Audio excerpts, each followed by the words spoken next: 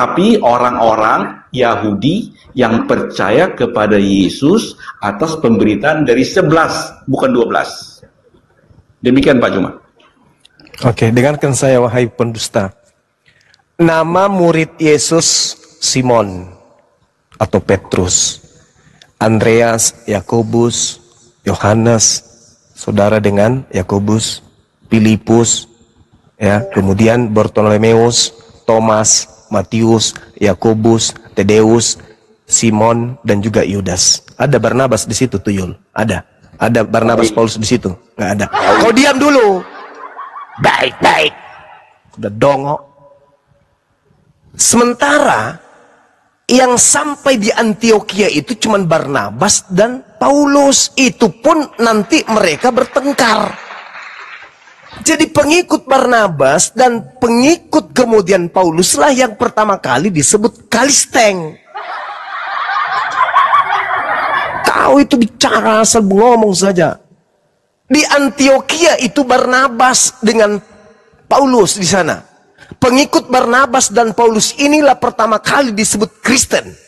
Disebut oleh orang-orang non-Yahudi juga yang menyebutnya. Penyembah berhala juga yang menyebutnya. Menghinanya karena mengaku pengikut Kristus, maka mereka disebut Kristen. Bukan orang Yahudi di situ. Asal-asal ngomong, ada data, asal ngomong, copot sana, copot sini. Data Kisah Para Rasul 11 itu, satu perikop dari nomor 19 sampai nomor 30, kamu baca sampai biji matamu keluar.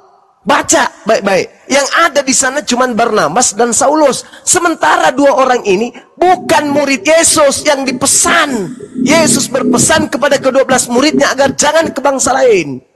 Paulus sendiri mengaku di dalam Galatia 1 nomor 15, aku diutus kepada non-Yahudi.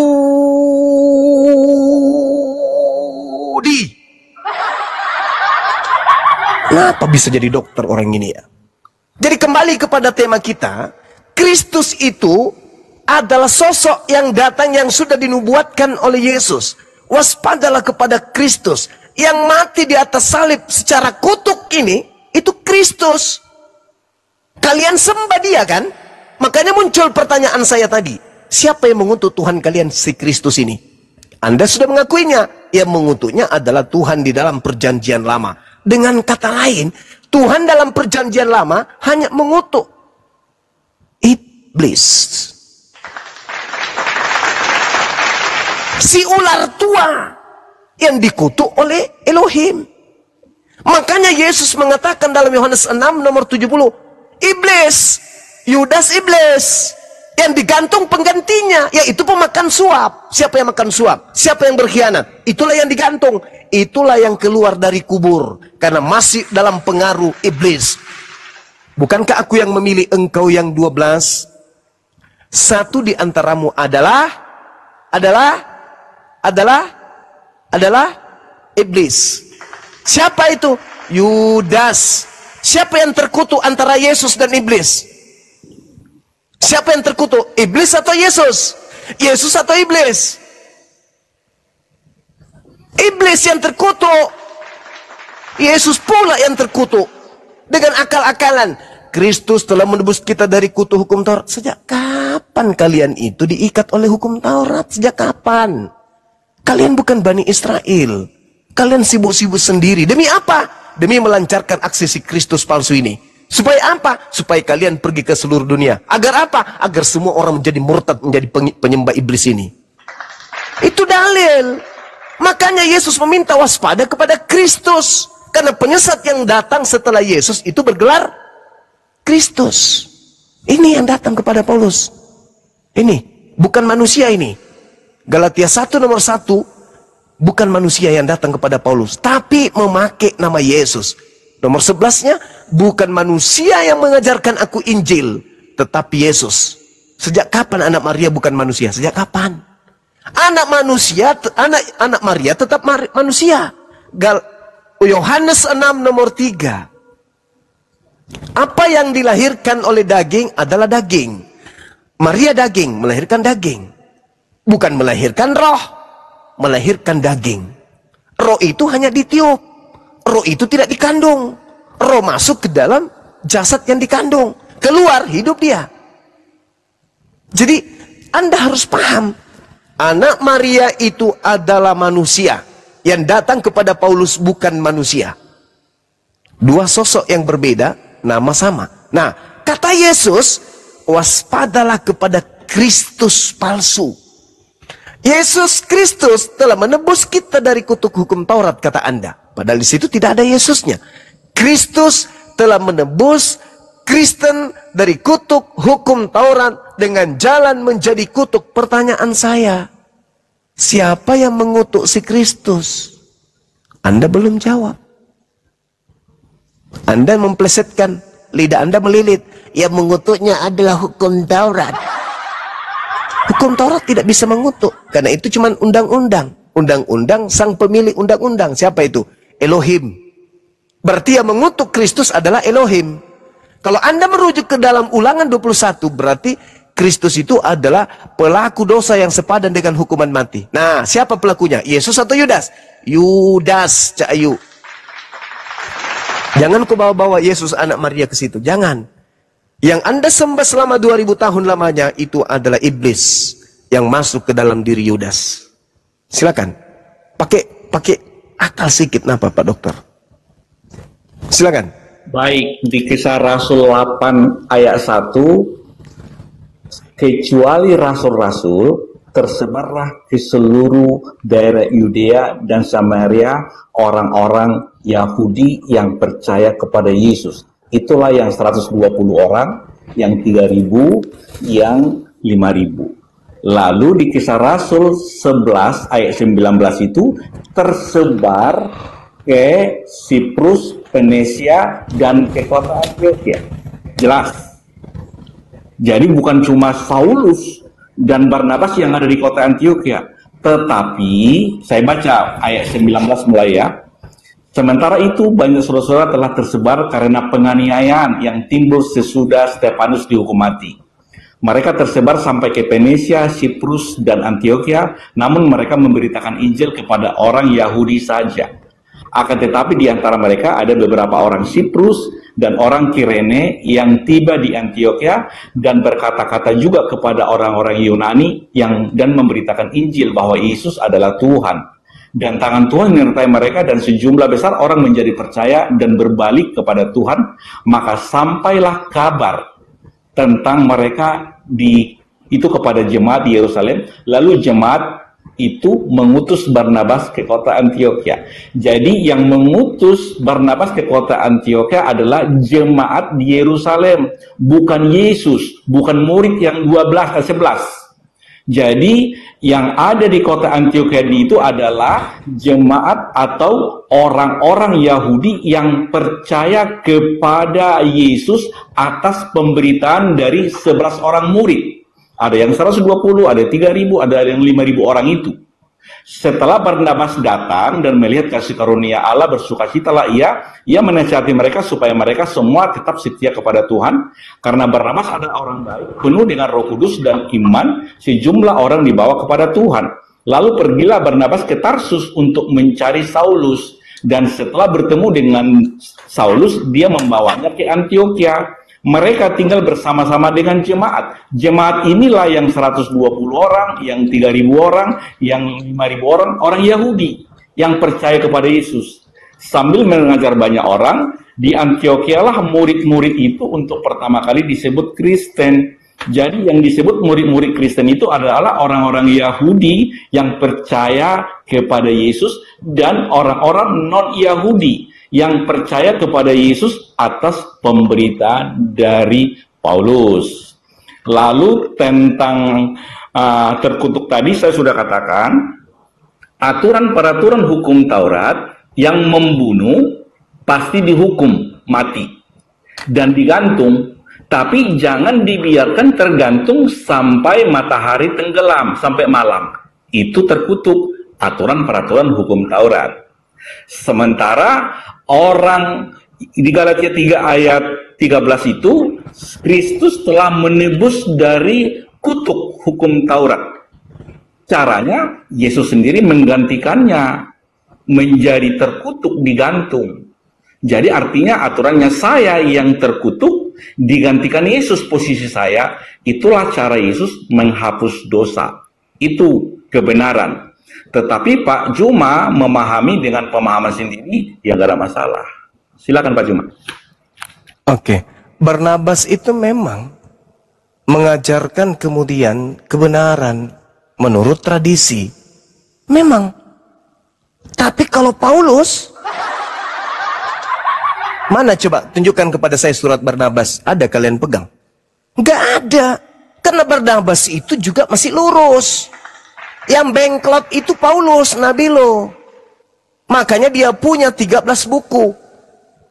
Yang dibisikkan oleh si Kristus. Ada Barnabas dibisikin sama Kristus ini?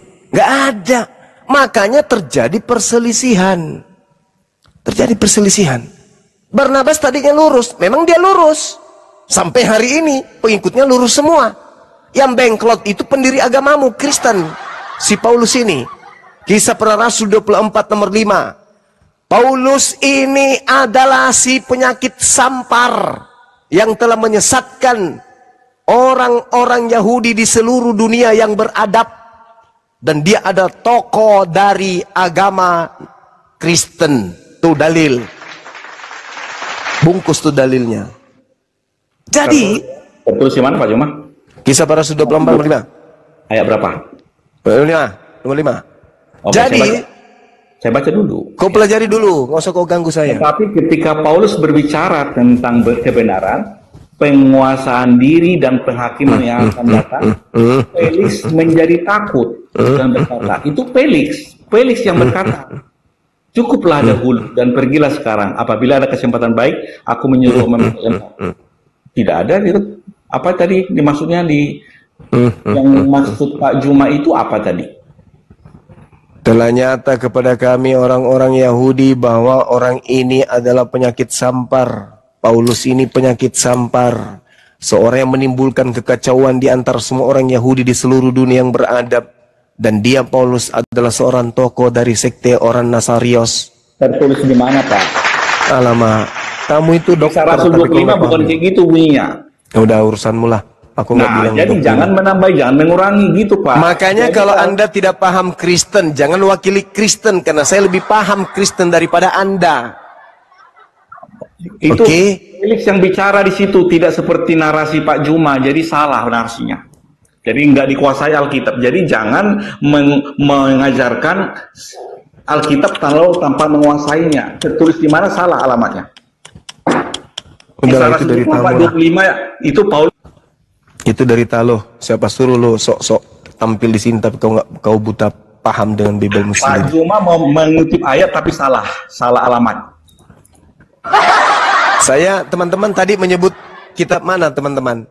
Kisah Para Rasul berapa saya sebutkan tadi teman-teman? KPR berapa tadi ya? 24. Ada yang ingat? KPR 24. Nomor berapa? Nomornya berapa lupa saya. Nomor 4 atau nomor berapa? 25 katanya. 25. Nanti Pak Hedi putar ulang. Kisah Para Rasul 24 nomor 5 itu mainan anak kucing saya itu dari. Nomor 5 kita baca. Nomor 5. Tadi 25 katanya. Oke. Jadi kalau itu mainan kucing saya di rumah itu dalil itu. Kisah Rasul 24 nomor 5. Kau kalau orang belajar kau ini, orang baru baca di depannya kau udah tahu. Oh, dia yang baca-baca. Yang dia baca ini. Jangan ganggu saya dulu. Saya luruskan dulu Kristen yang ada di bawah. Jadi saya ingin bertanya kepada saudara Dr. Adi. Kedudukan kutuk ini berdasarkan Bible loh ya. Saya tidak tanya Al-Quran. Nanti ketinggian. Kamu nggak sanggup nanti. Berdasarkan Bible, posisi kutuk ini dinobatkan kepada Tuhan atau dinobatkan kepada iblis? Jawab. Baik, saya jawab dengan data-data. Di Ulangan itu jelas yang terkutuk itu yang melanggar hukum Taurat.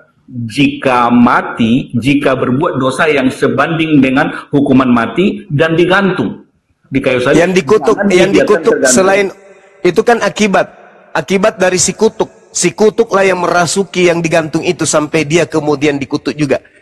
Cikal bakal pertama manusia ini dikutuk itu disebabkan oleh siapa yang dikutuk pertama kali? Manusia pertama kali dikutuk. Siapa makhluk yang pertama kali dikutuk? Makhluk pertama kali dikutuk si ular. Nah, pandai kau kan. Jadi posisi kutuk ini, posisi kutuk ini berada pada sisi Tuhan atau berada pada sisi iblis?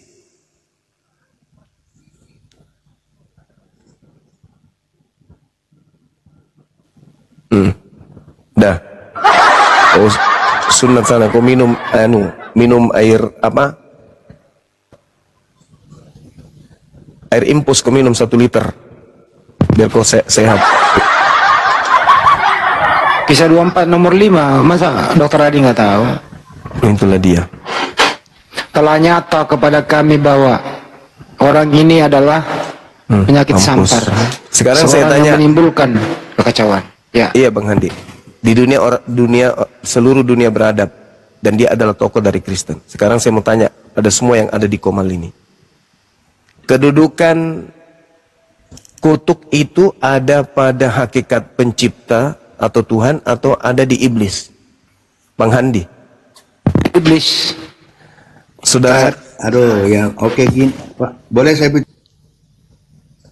Yang lain? Dinda Ferry yang mendapatkan posisi gelar kutuk itu atau terkutuk itu Tuhan atau iblis? Iblis. Iblis. Bunda? Iblis. Iblis. Saudara Emerald? Tidur. Kepas? Yang duduk? Iblis lah, iblis. Iblis. Yang kutuk, yang terkutuk di atas tiang salib ini siapa? Beda, itu beda, itu konsepnya udah beda. Ayo, sadar dong. Sadar dong. 2000 tahun loh. Al-Quran saya mengatakan, wa may ya'shu an zikr rahman nuqayyid lahu syaitana fahuwa lahu qarin. Barang siapa yang berpaling dari pengajaran Tuhan yang Maha Pengasih, maka aku Tuhan biarkan setan menyesatkannya dan menjadikan setan sebagai teman karibnya. Wa innahum la yasuddunahum. Kebanyakan ngedabrus kamu cuma kebanyakan anis sabil wa yansabuna annahum muhtadun. Dan sungguh iblis benar-benar menghalang-halangi mereka dari jalan yang benar, sedang mereka menyangka bahwa mereka mendapat petunjuk. Saya tanya kepada saudara Genesis, posisi kutuk ternyata itu ada pada sisi Tuhan atau ada pada sisi iblis? Jawab. Pantasan, ternyata pengikut Barnabas. Kutanya dulu sekali lagi, sekali lagi kutanya. Posisi kutuk itu ada pada Tuhan atau ada pada iblis? Jawab. Sama si Mamat aja masih dikubur. Nah, udah mulai gila dia. Malu kan? Malu. Sadarlah kawan-kawanku, sadar. Halo, sadar. Bang Juma, kita diskusi ya, Bang Juma. Ya, silakan, Anda jawab. Berdua. Posisi kutuk itu ada pada Tuhan atau ada pada diri iblis? Jawab. Ya. Jawab. Posisi kutuk ada pada sisi iblis atau ada pada sisi Tuhan? Jawab. Enggak, mau mocong itu pertanyaanmu itu. Hah? Apa? Kenapa? Jantungmu meledak? Tema ini membuat kepalamu pecah. Pertanyaanmu itu nggak perlu dijawab, udah dijelasin tadi, kamu nggak mau terima ya sudah, ya kan? Saya tanya sekali lagi. Sudah dijelasin, posisi Anda tidak mau terima. Posisi kutuk ada pada hakikat Tuhan atau ada pada sisi iblis? Jawab. Sudah dijelasin. Jawab. Boleh saya berbicara nggak? Boleh.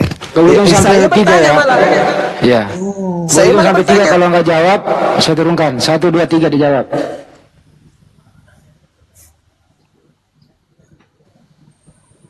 Kalau kamu ingin mengatakan bahwa Tuhan itu posisinya terkutuk, kasih dalil. Kasih dalilnya. Di mana Tuhan itu terkutuk? Kasih dalil. Tapi kalau iblis yang terkutuk, Kejadian 3. Ayo, sekarang pertanyaan saya. Ketika dikatakan Kristus terkutuk di atas salib, pertanyaan saya, siapa yang mendapatkan posisi kutuk ini? Tuhan atau iblis? Jawab.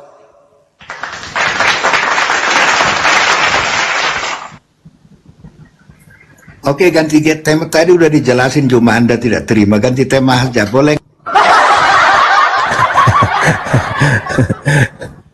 Ayo, saudara-saudaraku Kristen, saya bukan mau menghina kalian, enggak. Cuman mau menyadarkan kalian aja. Silakan. Di mana dalilnya kemudian diterangkan Tuhan itu terkutuk. Ingat ya, Kristus telah menebus Kristen dari kutuk hukum Taurat. Dengan jalan menjadi kutuk. Jalan menjadi kutuk. Pertanyaan saya, siapa ini? Yang dikutuk ini siapa? Yang menjadi kutuk ini siapa? Tuhan gitu maksudnya. Tuhan menjadi kutuk. Hah? Saudaraku, Tuhan menjadi kutuk. Hah? Serius loh. Tuhan menjadi kutuk. Masuk di akal.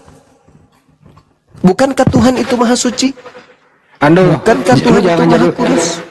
Anda jangan jadi pejangan sawah di sini. Jawab itu. Yang menjadi kutuk ini Tuhan. Gitu. Ayo. Makanya Yesus berkata, waspadalah kepada Kristus palsu. Dia akan menyesatkan banyak orang. Banyak orang yang disesatkan Kristus itu namanya pengikut Kristus. Halo Juma, saya boleh bicara Juma? Boleh saya Justru bicara? saya bertanya, memberikan ruang kepada Anda untuk berbicara. Anda jangan bernarasi sendiri, boleh saya bicara? Ya silakan, saya kan bertanya, siapa yang menjadi kutuk ini? Tuhan atau iblis? Saya akan sampaikan nubuat Yesus tentang Nabi Pak dengan ciri-cirinya lengkap. Iblis adalah makhluk terkutuk. Yang kau sembah sosok yang menjadi kutuk. Untuk Anda lepas dari tuduhan, tolong Anda jawab sederhana. Posisi kutuk ini ada pada posisi Tuhan atau ada pada posisi iblis? Itu dong. Kalau Anda mengatakan Juma, ada pada posisi Tuhan, boleh gantian Juma. Berarti Anda menyembah Tuhan yang terkutuk. Kalau Anda mengatakan kutuk ini ada pada posisi manusia, berarti Anda ada pada posisi iblis, berarti Anda menyembah iblis. Kalau Anda mengatakan kutuk ini ada pada posisi Tuhan, berarti Anda menyembah Tuhan yang terkutuk. Kalau Anda mengatakan kutuk ada pada posisi iblis, berarti Anda menyembah iblis yang terkutuk. Mundur bisulan, maju kurapan. Anda mau kemana? Wahai penyembah makhluk terkutuk. Anda sibuk mau memfitnah Nabi Muhammad, sedangkan nyata kau menyembah makhluk terkutuk. Hah? Kau luruskan dulu itu imanmu, kepercayaanmu tuh. Kok menyembah makhluk terkutuk? 2000 tahun kalian telah ditipu. Kok nyembah batu? Enggak apa-apa, daripada jangan menyembah terkutuk. Enggak apa-apa, Anda menuduh kami menyembah batu. Tidak ada batu dikutuk. Yang dikutuk itu iblis. Dan Anda penyembah yang terkutuk itu. Berarti Anda menyembah iblis. Ayo. Kenapa malu-malu? Setelah ini Anda renungkan, Anda pikirkan, Anda mendapatkan surga ketika Anda meninggalkan penyembahan terhadap si kutuk. Si kutuk ini iblis. Tak ada alasan mengatakan Tuhan menjadi kutuk. Nggak ada. Hanya manusia laknat yang bisa mengatakan Tuhan itu kutuk. Hanya penghuni neraka yang mengatakan Tuhan itu kutuk. Kitabnya orang Yahudi, posisi kutuk itu hanya ada pada iblis. Kitabnya umat Islam, posisi kutuk itu hanya ada pada iblis. Tapi di Kristen, Tuhan ada pada posisi kutuk. Kalian ini apa sih? Sampai segitunya. Ayo kawan-kawan, Renungkan apa yang saya sampaikan. Jangan kamu itu egois, sombong kayak setan. Jangan sombong kayak setan. Yang sombong itu hanya setan.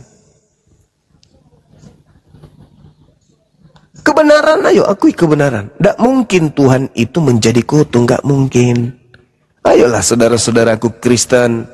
Ayo, jangan ego. Jangan ego. Orang Islam mati, Kristen juga mati. Untuk menentukan keselamatan kita setelah kematian, kita nggak bisa lihat, tapi ditentukan sikap kita dalam beragama. Apa mungkin Tuhan itu kutuk? Hah? Bukankah kutuk itu ada pada posisi iblis? Coba tanya Bibelmu.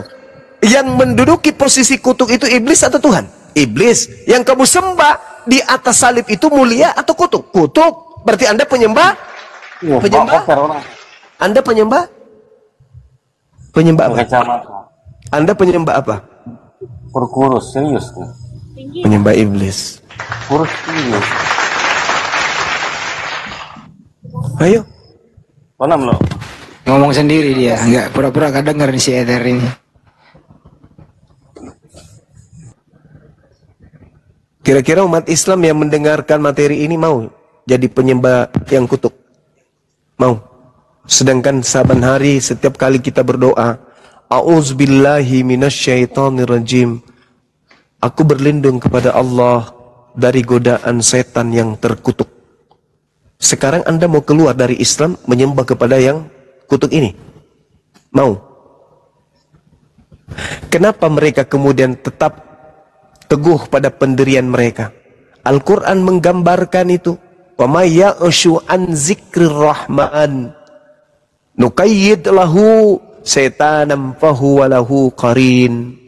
Barang siapa yang berpaling dari pengajaran Allah yang Maha Pengasih, yaitu Al-Quran, maka aku biarkan iblis menyesatkannya dan menjadikan iblis itu menjadi teman karibnya. Wa innahum la yusuddunahum anis sabil wa yansabuna annahum muhtadun.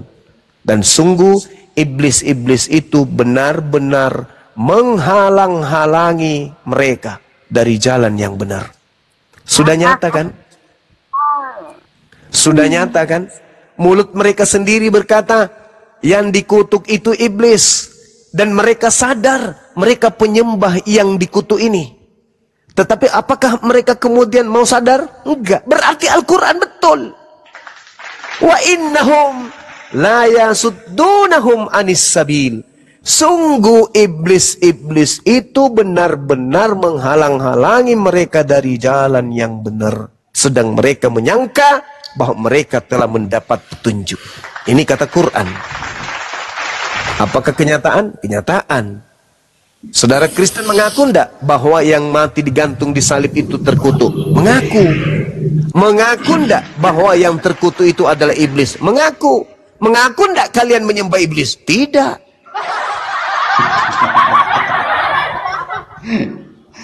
Cuma dari dulu kayak gitu mulu, nggak ada perubahan.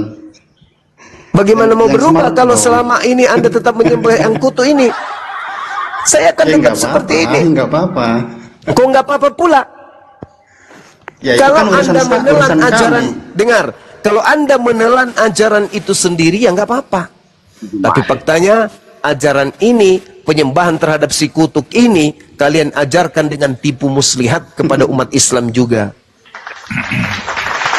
Kalau cuman kalian aja yang nyembah yang si kutu ini, nggak apa-apa.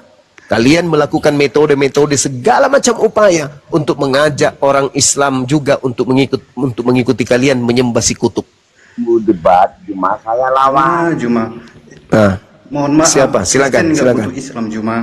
Kristen nggak butuh Islam.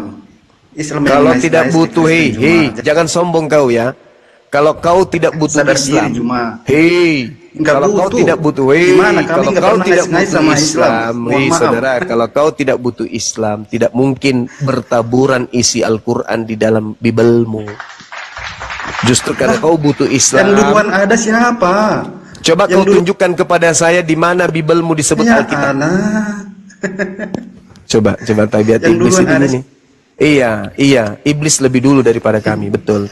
Sekarang pertanyaan saya, Kalau kau tidak butuh Islam, tolong tunjukkan di mana kitab Anda sebelum Islam datang disebut Alkitab.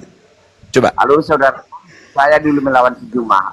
Coba saudara Genesis ini aja dulu kau jawab. Di mana kitabmu pernah disebut Alkitab sebelum Islam datang? Terus mulu dia. Soalnya dia. Ini tertawa dalam tangis. Teman-teman pernah enggak melihat orang tertawa dalam tangis? Itu si Genesis tuh. Itu tanda-tanda orang menangis dalam tertawa dalam tangis tuh.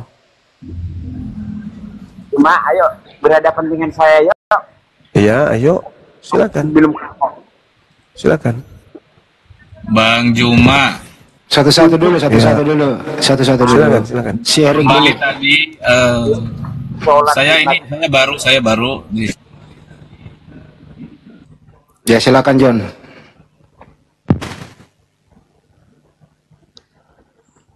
Silakan saudara, silakan. Saudara John ini. Mute itu Bang John. Bang Zuma, aku tadi minta maaf itu yang 2 orang itu om aku Bang Zuma, adiknya Mama, nggak enak. Maaf ya Bang Zuma ya. Iya, nggak apa-apa deh, nggak apa-apa. Adiknya Mama secara jasmani kan, tapi beda akidah. Dia penyembah si kutuk. Beda dengan kita.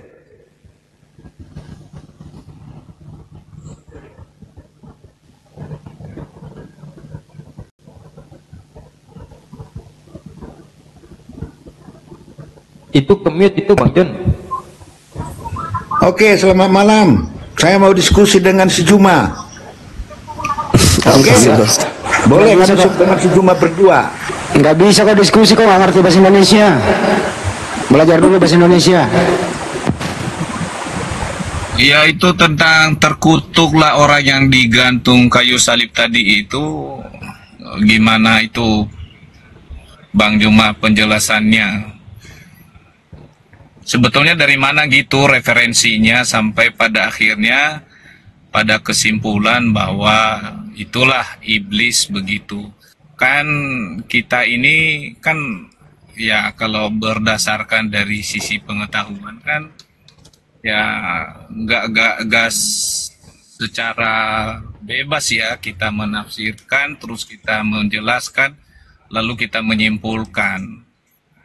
Saya pikir secara dewasa berpikir dengan tidak cacat cara kita berlogika juga. Jadi bagaimana Bang Juma dapat referensi bahwa orang yang terkutuk di kayu salib itu adalah iblis begitu? Itu aja sih pertanyaan saya, nggak hanya fokus di sini, nggak fokus di yang lain-lain ya. Kalau udah dijawab nanti saya akan berhenti, saya turun. Oke. Yang Anda pertanyakan apa Bang? Ya mengenai itu istilahnya kan tentu setiap bagian dari yang tertulis ini punya tujuan dan maksud ya. Dari sisi si penulis juga, ini kan Paulus yang menulis, pasti dia juga punya tujuan, punya arti sebetulnya dari ayat ini.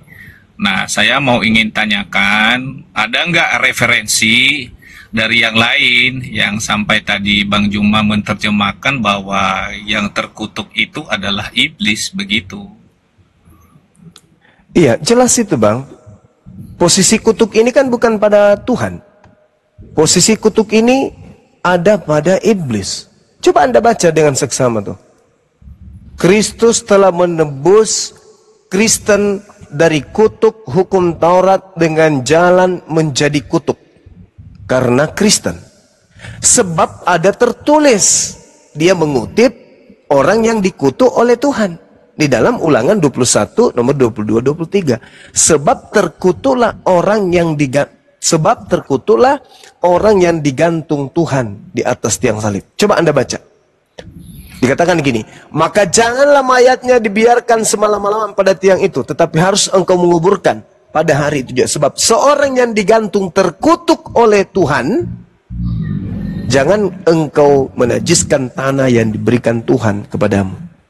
Berarti yang ada di Galatia 3 ini adalah Kristus yang dikutuk oleh Tuhan. Ya, betul. Nah, sekarang yang dikutuk oleh Tuhan ini apa? Iblis atau Tuhan? Tuhan mengutuk Tuhan atau Tuhan mengutuk iblis? Nggak, kita belum lari ke sana dulu. Kembali kepada makna teks.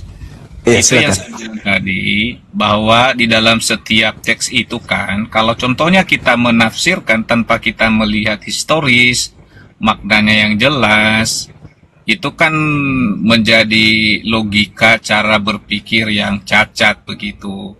Cuman kalau saya lihat bahwa di dalam konteks ini kan jelas banget ya yang dimaksud oleh Paulus gitu, bahwa di sini dijelaskan bahwa ya kenapa sampai dia dikatakan terkutuk di atas kayu salib, atau terkutuklah orang yang digantung di kayu salib, itu punya latar belakangnya dari belakang itu, bahwa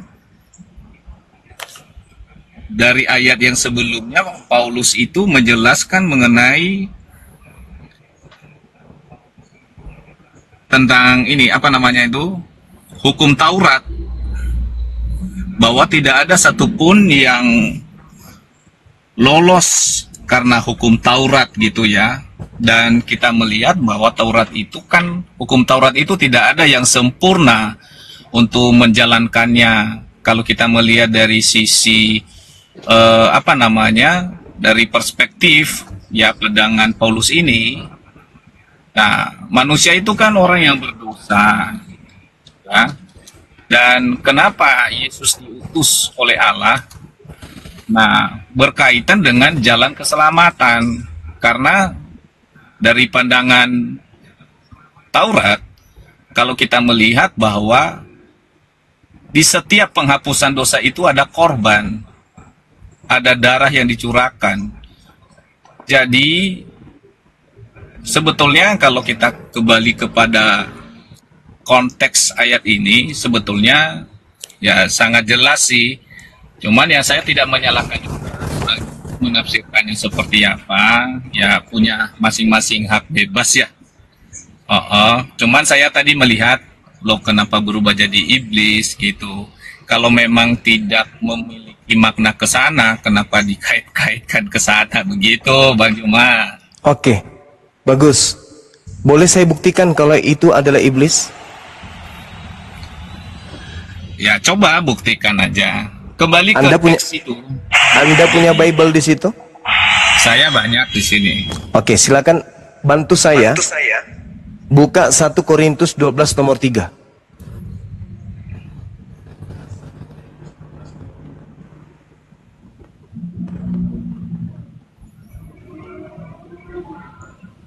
Ya, silakan. Boleh Anda baca? Dikatakan, karena itu aku mau meyakinkan kamu bahwa tidak ada seorang pun yang berkata-kata oleh Roh Allah dapat berkata terkutuklah Yesus. Tidak ada seorang pun yang dapat mengaku Yesus adalah Tuhan selain oleh Roh Kudus. Sekarang Anda paham nggak narasi Paulus di sini? Tahu, paham. Apa maksudnya? Di sini bicara mengenai karunia roh. Nah, pada bisa saat tidak?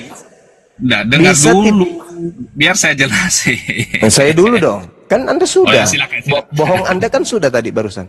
Di sini dikatakan, karena itu aku mau meyakinkan kamu bahwa tidak ada seorang pun yang berkata-kata oleh Roh Tuhan dapat berkata, terkutuklah Yesus. Paulus mengatakan terkutuklah siapa di Galatia 3 ini? Yesus atau bukan?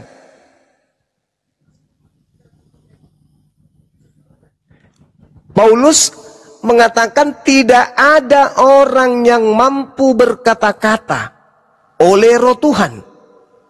Berarti Paulus mampu mengatakan roh apa yang ada dalam diri Paulus sampai dia bisa mengatakan terkutuklah Yesus? Jawab.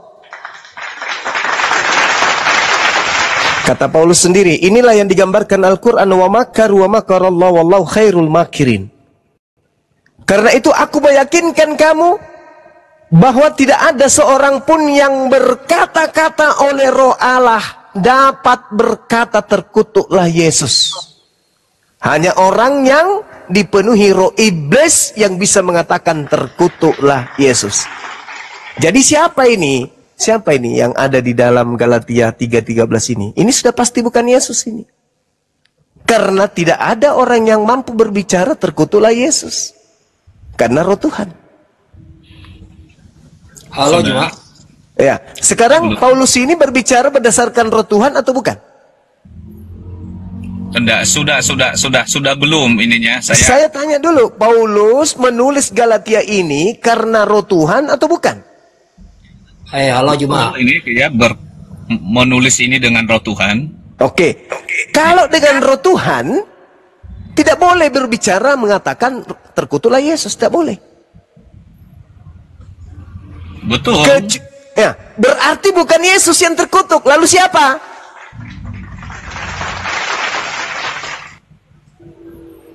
Nah, itulah yang saya bilang tadi.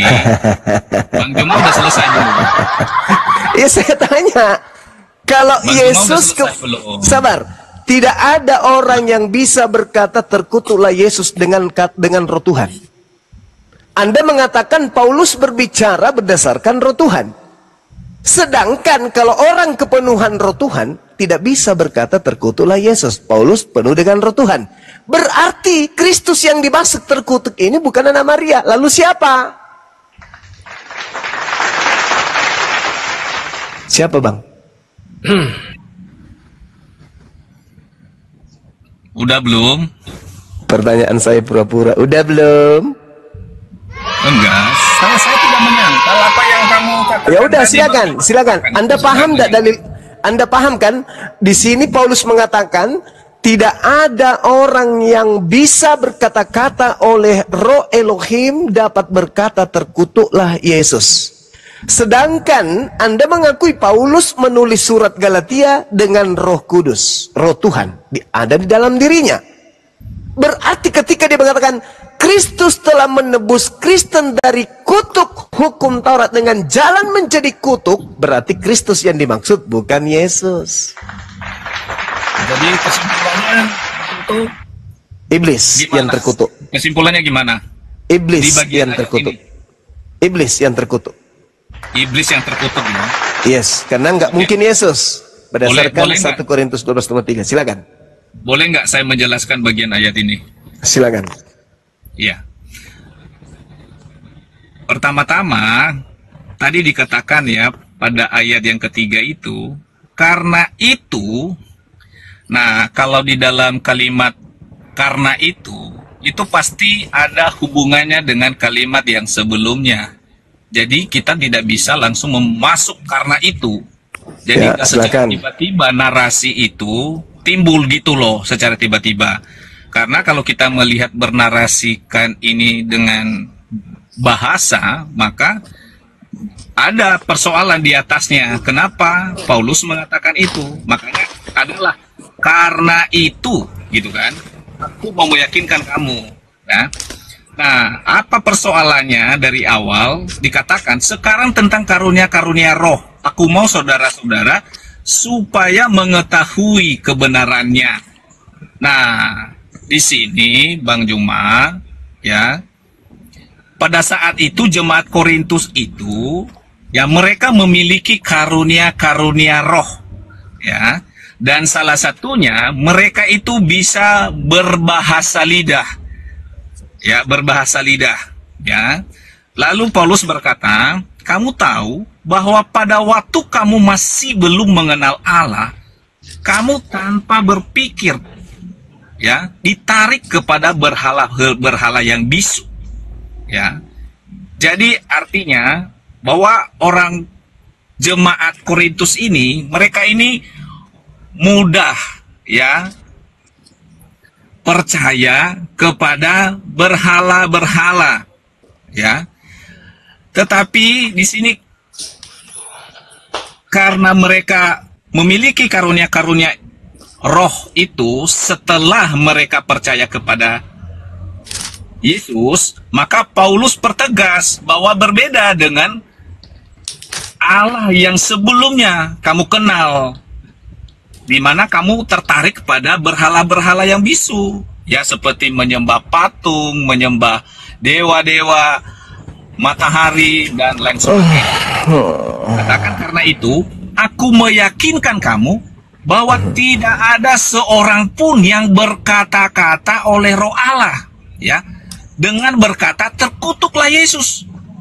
Dan tidak seorang pun yang dapat mengaku Yesus itu adalah Tuhan selain dari apa? Roh Kudus. Nah, sebetulnya maknanya di sana. Jadi tidak berhenti kepada apa?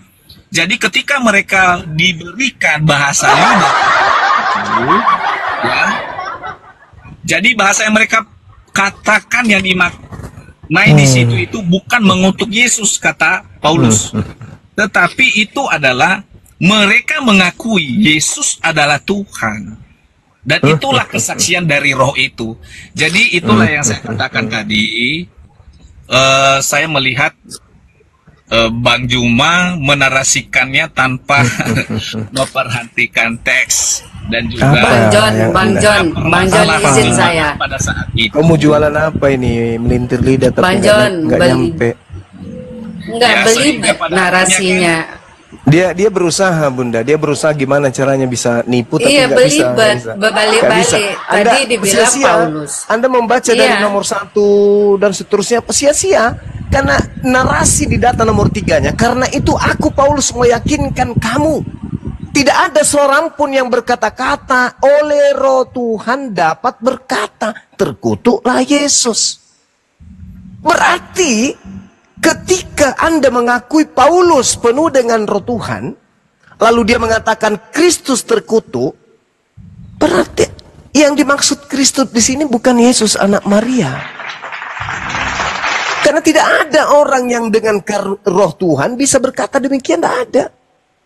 Kecuali Paulus kerasukan setan menuduh kemana? Ke Yesus sebagai makhluk yang terkutuk. Atau Paulus kerasukan setan dan melantik si setan sebagai penebus kutuk untuk orang Kristen. Jadi ini data tidak sampai kepada anak Maria. Karena tidak ada orang yang bisa mengatakan anak Maria ini terkutuk karena bimbingan Roh Tuhan. Tidak ada. Kenapa? Karena Tuhan aja memuliakan Yesus. Inilah anakku yang kepadanya aku berkenan. Dia adalah orang yang dimuliakan sebelum dunia ada. Jadi yang sanggup mengatakan Yesus terkutuk hanya orang yang kerasukan setan. Paham sampai situ? Begitu cara menjelaskan. Jadi kalau Anda mau sampai kepada penjelasannya maksimal, tapi tidak menggunakan akal, Anda akan ditertawakan. Kemudian, dan mengaku Yesus adalah Tuhan selain oleh Roh Kudus. Nah ini fungsinya ilmu di sini. Ketika di sana ada kata